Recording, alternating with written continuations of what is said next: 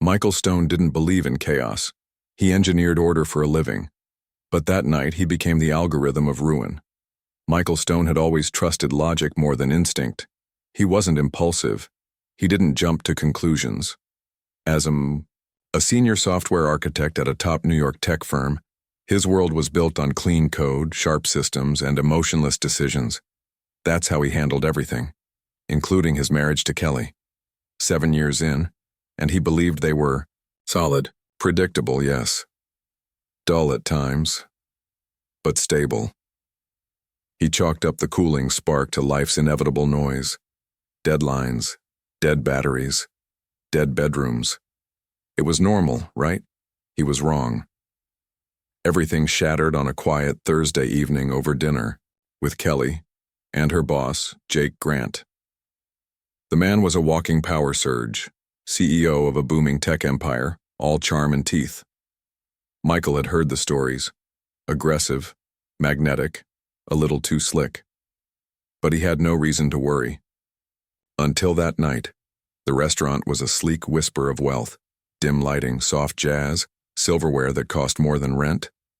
Michael arrived late, only by a few minutes, but the air was already wrong. Jake was leaning too close. Kelly was laughing, too hard. Michael clocked it, filed it, and sat down. Jake dominated the conversation. Kelly clung to every word. Michael watched, smile frozen, as Jake praised her performance, dangled a promotion, and casually wrapped himself around Michael's life like ivy. It was during a moment, a minute, maybe less, when Michael stepped, away to wave down a waiter, that the truth arrived like a punch to the throat. Jake's hand, under the table, sliding up Kelly's dress. Michael froze. Kelly didn't. She didn't move. Didn't flinch. Her eyes locked on the table, cheeks flushed. She didn't stop him. Jake looked up, met Michael's gaze, and smirked. It wasn't a lustful grin. It wasn't even about Kelly. It was directed at Michael, a silent, deliberate taunt. This is my game. You're just watching. Michael's world shifted, but not his face. He sat back down, emotionless, calm. Years in high-stress code reviews taught him one thing: never react under pressure. Instead, he watched, connected the dots, the late nights, the sudden overtime, the calls she had to take in the other room. It all snapped into place. They thought he wouldn't notice. They thought he wouldn't act. They were right about the first part. They'd be dead wrong about the second. The car ride home was silent. Kelly sat beside him, hands folded, staring, straight ahead. She didn't say a word. She didn't need to, because she knew. He knew. When they parked, she finally spoke, voice shaky. Michael, I'm sorry if dinner was awkward. Jake can be inappropriate sometimes. Inappropriate. That's what she was calling it. Michael didn't explode, didn't accuse. He simply replied, voice like a scalpel. I noticed. Kelly blinked, stunned. That wasn't the reaction she expected. No yelling, no accusations, just a mirror, held steady. She fumbled, lied, claimed it wasn't what it looked like, said Jake was just under pressure. Michael almost laughed. Pressure? He smiled instead. A calm, unreadable smile. I see. It gutted her more than screaming would have. They rode the elevator in silence.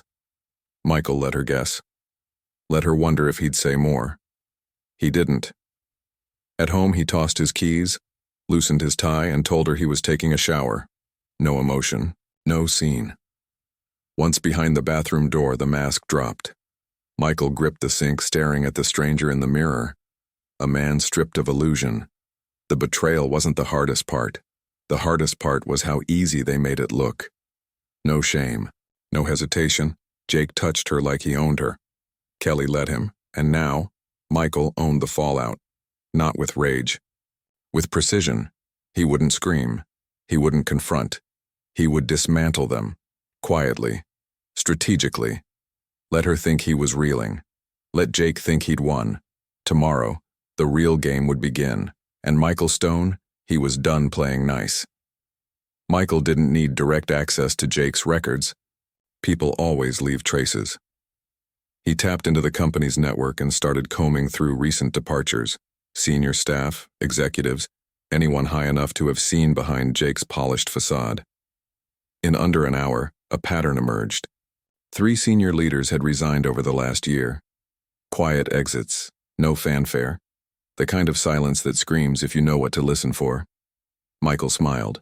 Disgruntled ex-employees were reservoirs of truth. All he had to do was knock. Step 2. Observe. Michael already knew Kelly's schedule down to the hour, but now he studied the rhythm beneath it, the tiny tells that once seemed meaningless. The extra minutes in the shower, her phone always screened down. The way she'd glance at a notification and swipe it away like it didn't matter. She thought. She was careful. But Michael wasn't looking for chaos, he was mapping her patterns. And once you understood someone's pattern, you could predict their collapse. That night, when Kelly texted she'd be late, again, Michael responded with a smiley face. No questions. No pushback. Let her believe he was still blind. Step 3. Plant doubt. Michael's favorite part of coding was writing functions that lived in the background. Quiet, hidden, triggered only when necessary. Now he used that same principle in real life. Kelly's social circle was routine. Friendly texts, weekly drinks. Michael didn't need to confront them. He just needed to bend the narrative. He casually mentioned to her friend Samantha, "She's been working late a lot. I barely see her anymore." That's all. No accusation, just a sigh of weariness. But Samantha paused. Just for a second. That's all it takes. A flicker. A question. Let them stew. Step 4. Gather leverage. That evening, while Kelly claimed to be stuck at the office, Michael stayed home and dove into her digital archive. Cloud storage, old messages, deleted files. He wasn't looking for the obvious. He was hunting the forgotten. The fragments, and there it was, an event 3 weeks old. Dinner, hotel, work meeting. His jaw clenched, but he stayed still. Detached, he saved the entry. A puzzle piece. Not for confrontation. Not yet. The picture wasn't complete. By the time she walked in, Michael was already on the couch with 2 glasses of wine. One for him, one for her. "Long night?" he asked, warm, casual. "Yeah," she said, her eyes drifting. He nodded slowly, swirled his glass. Let her think she was ahead. But Michael wasn't a husband anymore. He was a system architect. And Kelly was running inside his simulation. It had been 2 weeks since their dinner date, the one where Michael played the part of a man in love.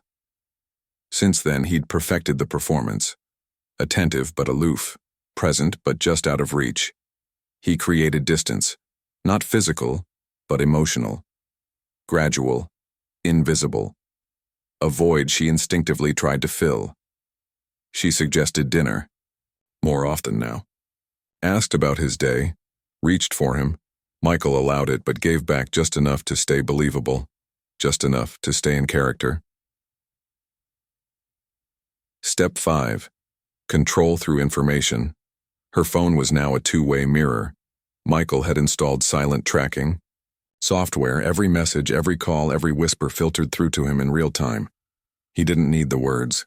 He watched the intervals, the tone, the emotional weight, and the truth was undeniable.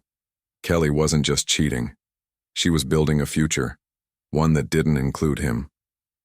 Perfect. Step 6. Inject fracture. One night over dinner, Michael said calmly, "Jake seems a little off lately. Work stress?" Kelly blinked. "What do you mean?" He shrugged. "Just seems like he leans on you a lot. Late night calls, long hours." Her face tightened, a subtle frown. She muttered something and moved on. The seed was planted. Doubt doesn't roar. It whispers. And a week later, Michael made his quietest move yet.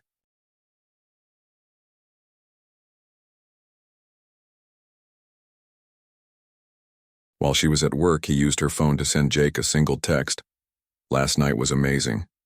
I can't stop thinking about it." Then he deleted it. Entirely.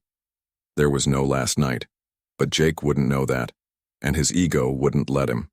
Ignore it. He'd demand answers. She wouldn't have any. That's how you crack a foundation. Slowly. Silently. From within. And it worked. Kelly's messages became clipped, her responses delayed. Jake's tone shifted from flirtation to frustration. The cracks widened. Jake was unraveling. Michael didn't celebrate. Not yet, because he wasn't done. Late one night, while Kelly slept, Michael returned to his encrypted vault. There, amidst all the data, texts, photos, hotel reservations, was something new. A thread of messages between Jake and another woman. Not Kelly, a young assistant, suggestive, repetitive, familiar. Michael smiled. Now he had leverage, a fuse he hadn't lit. Yet, for now, he waited. Illusions are strongest when they feel real. And the longer the illusion lasts, the harder it shatters. Michael understood timing. He understood systems. And Jake, like any flawed program, was running out of clean code. Evelyn Grant was Jake's weak spot. Michael knew that. She was a woman built on image, flawless, poised, obsessed with control. Her world revolved around appearances, and any stain on her family's reputation was intolerable. Jake's missteps weren't just careless, they were dangerous. And Evelyn? She was the one person who wouldn't tolerate them. When Michael called her, he played it calm, polite, almost apologetic. "Yes? Who is this?" Her tone was clipped, guarded. "I think you deserve to know," Michael said, measured, restrained. He didn't unload everything, just a hint, just enough. "Your husband has been meeting with my wife."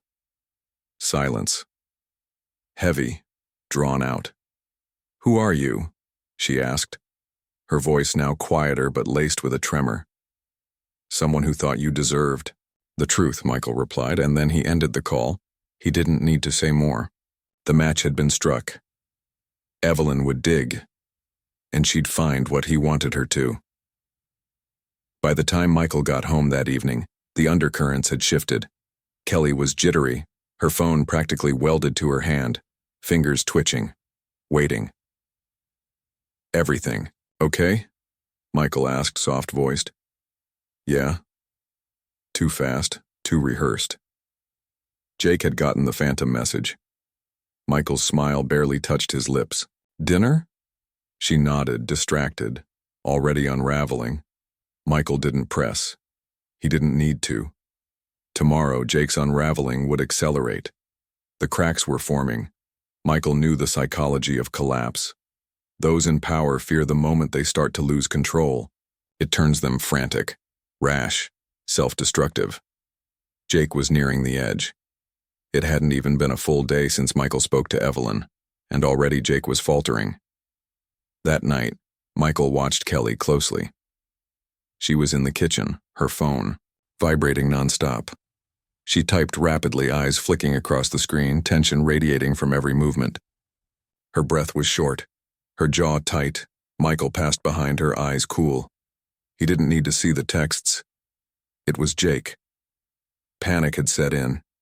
Jake was pressuring her, demanding explanations she couldn't give, exactly as planned. Michael didn't ask. He didn't pry. He simply brushed her cheek with a kiss and filled a glass with water. "You all right?" he asked, softly. Kelly's head jerked up, wide-eyed, before she forced a smile. "Yeah, work stuff, long day." "Lie." Michael nodded with a gentle, understanding expression. "I'll be in the office if you need me." He felt her eyes linger on his back as he left the room. Good. Let her wonder. Meanwhile, Jake was unraveling online, vanishing from socials, flooding Kelly with contradictory messages, first angry, then desperate. The classic spiral. But Evelyn, she, was the real detonator. Michael had given her a trail, just enough to ignite her instincts. and she was the type who didn't let questions go unanswered. Ruthless when protecting her name, she was digging, and Michael knew she would find everything. Friday night, Michael got home later than usual.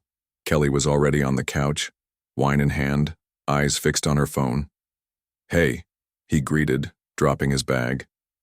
"Hey," she replied. Flat, distant. He didn't push. Just moved around the space naturally, poured a drink, checked a few messages, gave her room, and eventually she came to him. "Michael?" Her voice was hesitant. "Yeah?" She looked down at her glass, fingers tapping the stem. "Do you think I've seemed distant?" His pulse picked up, but his face stayed calm. "A little," he said gently. "Work's been brutal for both of us. I figured you were just tired." Kelly looked uncertain, chewing her lip. She was feeling the cracks. "Yeah, maybe," she murmured. Michael sat beside her, his fingers brushing hers. "Something on your mind?" She wavered. For a second, he thought she might come clean, but then, "No," she said, giving him a faint smile. "Just tired." Liar. Michael gave her hand a soft squeeze. "If you ever want to talk." She leaned into him, warm and close, but he didn't relax. This wasn't closeness. It was desperation. She was clinging to whatever illusion still remained. Saturday, Michael didn't press. He let the silence stretch, let the weight settle. His next move was quiet, almost forgettable. They had brunch at their favorite spot, a place loaded with history, comfort, familiarity. The sun was out, the cafe full of laughter. Michael kept the conversation light, films, food, office gossip. But he was watching. Kelly kept glancing at her phone, distracted, waiting for Jake. And Jake was unraveling faster, flooding her with pressure, need, guilt. All of it too much. And she was trying to juggle it all while the entire fantasy crumbled in slow motion. Michael pushed, gently. As they walked out, he dropped a line, casual as ever. "Oh, ran into Evelyn Grant at the office yesterday." Kelly tensed. "Oh?" Her voice tried for casual but landed stiff. She seemed off. Michael continued as if thinking aloud. Looked upset. Kelly's grip on her purse tightened. "Did she say anything?" He shook his head. "No, just seemed bothered." Kelly's smile was tight. Maybe nothing. That seed was all he needed to plant. Sunday night. The storm was gathering. Michael sat in his office pretending to work when Kelly appeared in the doorway. "Michael?" "Yeah?" She stepped in, uncertain. "Do you think Jake's seeing someone else?" Bingo. Michael's heart thudded once, then steady. He turned slowly, his expression a picture of thoughtful concern. "What makes you say that?" She folded, her arms uneasy. "He's just been weird, different. I don't know. It feels off." Michael walked over, calm, sympathetic. "If you're worried, maybe talk to him." She searched his face, eyes scanning for suspicion. He gave her nothing. "Maybe," she whispered. But he already knew. She wouldn't confront Jake. Not yet. She would watch. And as she watched, her world would collapse under its own lies. Jake was spiraling. Kelly was cornered. And Michael? He wasn't just ending an affair, he was making them torch it with their own hands.